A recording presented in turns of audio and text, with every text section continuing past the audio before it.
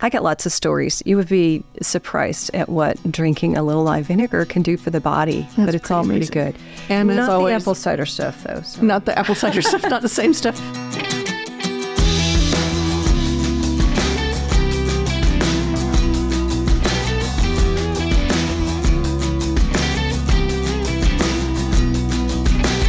Well, hi, welcome back to the Dr. Crockett Show. I'm your host, Dr. Susan Crockett.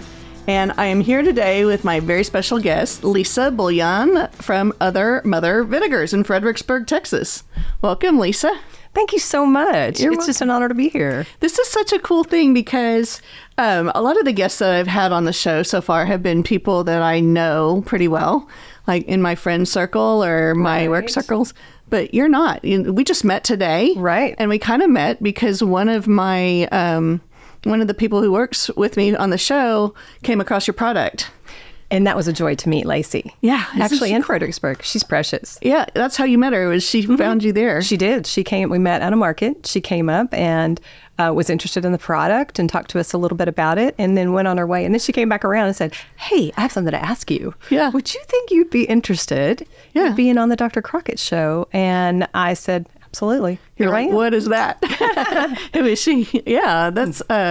I love that story because you are one of my first, if maybe not the first organic, meet somebody and feel like that would be a good fit for somebody to talk about wellness on the show. Mm. And I've so enjoyed getting to meet you today and hear your story. So I want to give our listeners, our viewers, a chance to hear this very interesting background story, like why vinegar and... I know, because it's crazy. How in the world how did this come about? Crazy. Well, we definitely are crazy to make vinegar in the first place. How did it come about? Well, I'm going to go way back because we took a family vacation to Italy. This was many years ago. Okay. And we were introduced to fantastic balsamic. That and not like what we tend to get in the United States. If you're paying less than about $100 a bottle, it's probably not true balsamic that's been through a series of mini barrels over 15 to 20 years. That's what true balsamic is? Right. Boy, the Italians have this thing down, don't they? They really do. They really do. But it's a flavor explosion in the mouth. Mm-hmm. Just a tiny bit. And so we got back home and we thought, we'll just make some of that, not knowing what we were getting ourselves into. Oh, that's awesome. But flash forward, we made vinegar for our own personal uses, and I'd use it in my kitchen. And after I retired from educating from high school. Because you were a teacher. I was a teacher in Fredericksburg, as a matter of fact. And finally retired in 2016 and needed a retirement hobby. So I thought, well, honey, let's just make your vinegar and let people see what really good vinegar tastes like. We'd shared it with friends around the table, of course, and gotten such good response. Yeah. And so that's what we did. And we started to go to farmers markets and do that. We had made it for our own selves, like I said. Mm-hmm. Never got to the balsamic stage. Sorry, full confession. But you know what? I've tried your vinegars today. You were kind enough to bring samples. And I don't know if the viewers can see it. I'm pretty sure they can. The strip of the barrel that you brought, where you explained to us about how the process is that it was made. And these vinegars are amazing. You're so kind. Thank you. Absolutely. So we found that live vinegar, otherwise you may hear the terms like with the mother or raw or live, they all mean the same thing. It's unpasteurized. Okay. And it's a natural process. It's a secondary fermentation from, in our case, wine to vinegar. Because Fredericksburg is like in the middle of Texas hill country, wine country. A lot of our viewers from other places might not know that. Not know that. Texas really is a big Central Texas wine thing. So you're right in the heart of that. Right in the heart of that. And I must say, at the very onset of it, when I went to source my wine from those vineyards, they kind of laughed at me. Really? They kind of laughed at me and they kind of were like, what? And now they call me. So I'm happy to report, but it's taken a little while. But we take that wine, we blend it to a certain flavor profile, then we put it back in a barrel. For over a year. Over a year. It's about a year, plus a couple months process to convert the alcohol. Acetobacters happen to be free floating in the air. They attach themselves to the alcohol. There's a lovely conversion process, takes a few months, and then the alcohol's gone. And we take it and move it to a full-size barrel, because the first barrel is a ventilated barrel to get the air in. Okay. And then it sits there and ages. And that gives it a more mellow flavor, less harsh, as if you've tried apple cider vinegar. So I'm so glad you brought that up, because I wanted to talk about that. I'm hearing everywhere about the health benefits of apple cider vinegar. Of course. JJ Virgin's talking about it. I have a bottle of Bragg's downstairs, and I have tried shooting it. I'll use it occasionally, like in salad dressings. It's rough. It's rough, right? Rough. And so then you walk in here, and were you scared to try at the beginning? Come on. You know what? Hesitant.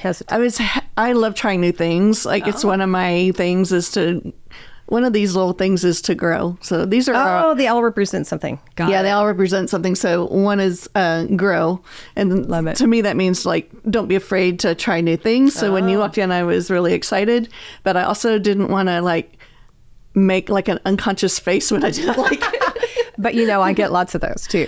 Really? Because I'm asking someone to drink vinegar, and that is not normally what you consider a drink. No, but these were amazing. You're too kind. They were each, no, I'm just selfish because they're really good. Each one had a different flavor. So we did the ginger and honey and the beet. Yes. Is that beet and honey also? Yes, there's a little honey in that one, of course. And then the turmeric, which is great for inflammation. Right. And then the tart raspberry, which was just like dessert. It's amazing. Yeah, none of them made me make a face. I didn't even have to fake it. I love that you didn't have to fake it. They're a lot of fun. And they aren't, I'll just clarify for our viewing audience, they are shrubs, which is a combination of our barrel-aged vinegar and fresh ingredients. Okay, so I think that's a really important definition, because y'all, I didn't even know what that was when she said it today. So shrubs, like bushes, shrubs. Exactly what people think, as what I did at the very beginning. But this shrub is an older colonial American term.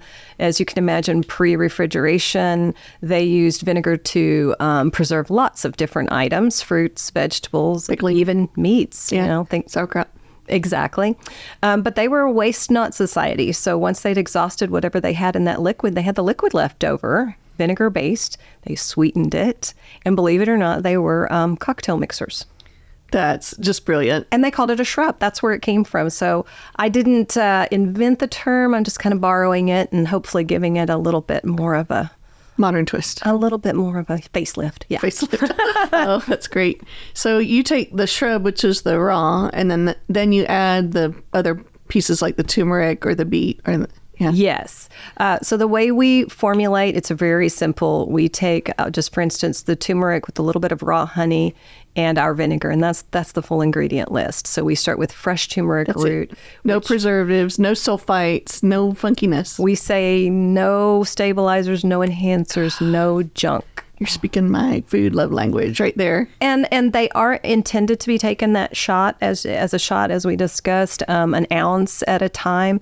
But the good news is you have options. You can enjoy them in so many ways. You can add them to your salad. Think of vinaigrette. You can add them to sparkling water and have a lovely mocktail. Like Topo Chico. Topo Chico. We did that my today. favorite because I like the minerals. Yeah.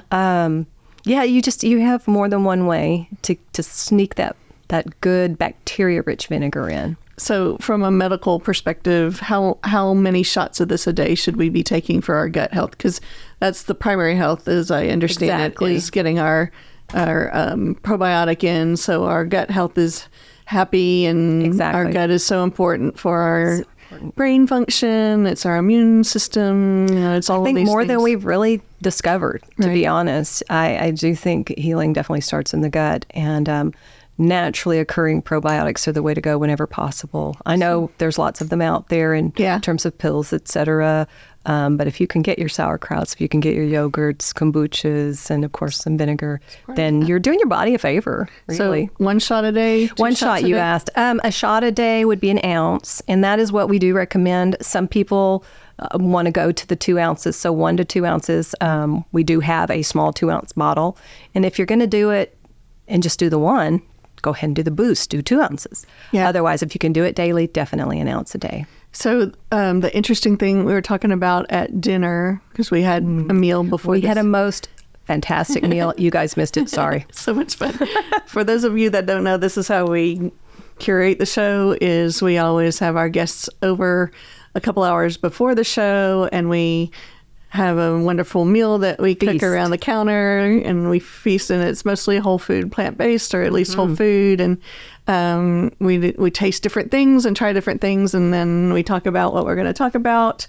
But the collaboration and the congeniality is what brings us together to be able to then come here to the studio and then choose what we're going to share with you guys. So we just had this meal downstairs, and so often these really great points come out of the meal, and now I can't remember what it was I was going to ask you. Totally lost my train of thought. Speaking of gut health, so if we're taking a shot a day, and that's supposed to be healthy for our gut and everything, I have friends who have like acid reflux, and as a doctor we're always telling them, well, you shouldn't eat citrus and you shouldn't eat chocolate and all of that.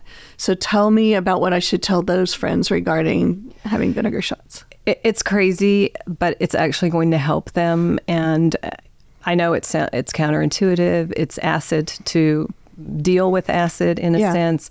But my husband is my case study. He was on meds for over 15 years. Wow.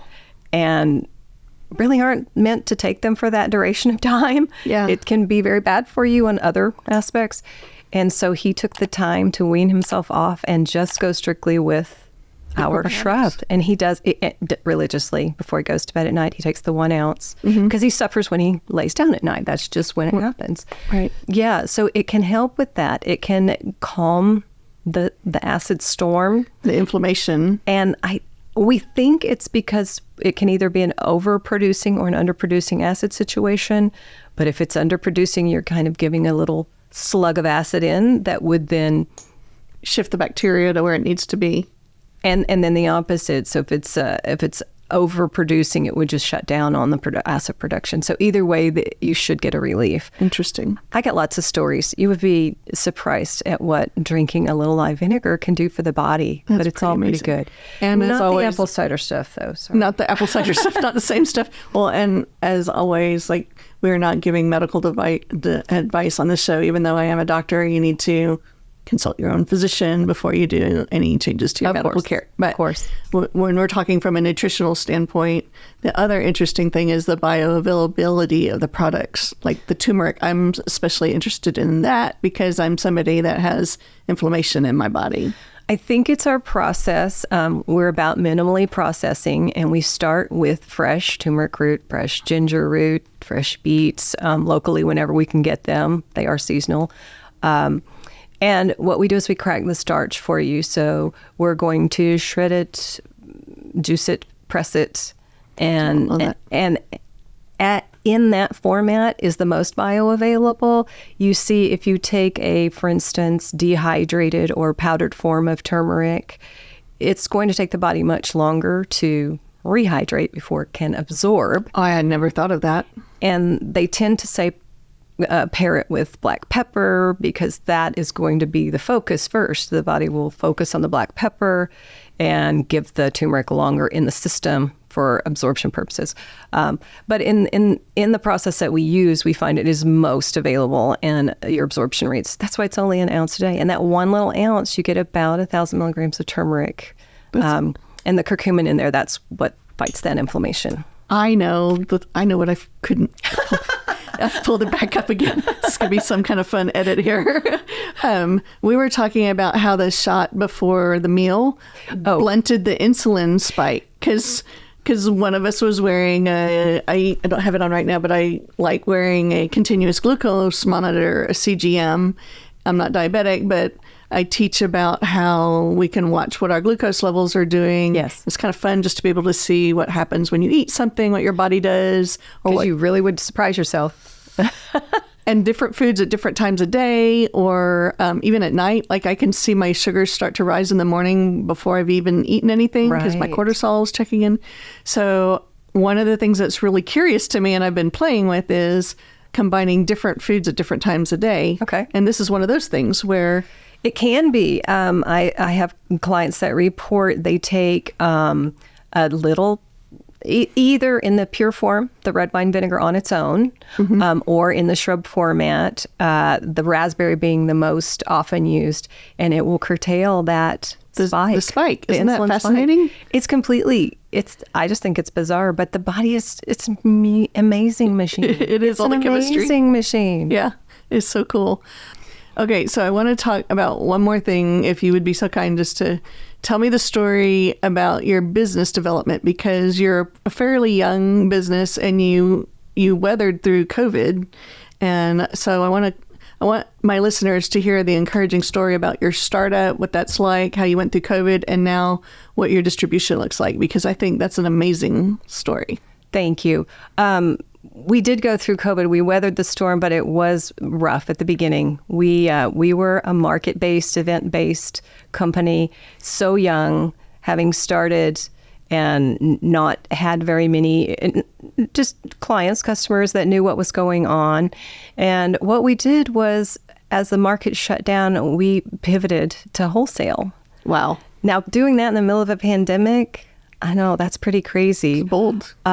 But it was kind of our only chance. And what happened was I received this wonderful text from a friend who said, "Hey, how about a Zoom call with H-E-B?"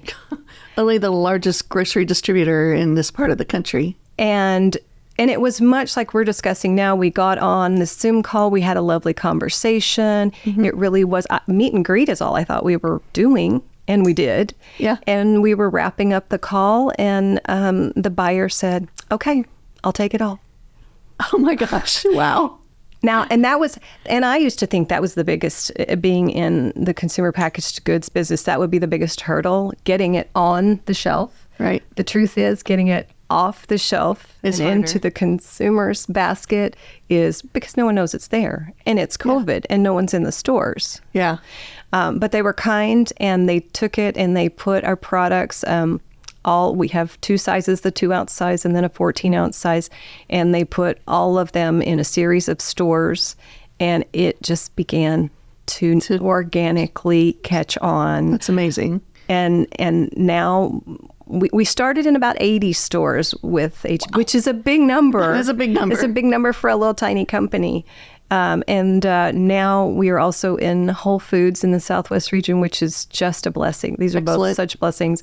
And in about, I think at last count, about 140 H-E-Bs in that healthy living section. So that our viewers who live local and can go to H-E-B, they can find it in the healthy living section. So it's not with the regular vinegars. It's correct. They have to go look for it in the healthy living, like the health food section of H-E-B. That really teeny tiny small section that has the green banners. Yeah, that one. There you go. Yes. Or they can go to your website. Like of any course. of our viewers could go to our listeners could go to your website. And yes, we ship coast to coast, and the website's pretty simple. It's just othermothervinegar.com. Othermothervinegar.com, because Mother knows best. Because Mother does know best. That's awesome. Well, Lisa, thank you so much for joining me today. It's been so much fun getting educated about all of this and just getting to know you and meet you. Thank you for being my guest. My blessing and honor to be here. Thank you. Bye, y'all. See you next time.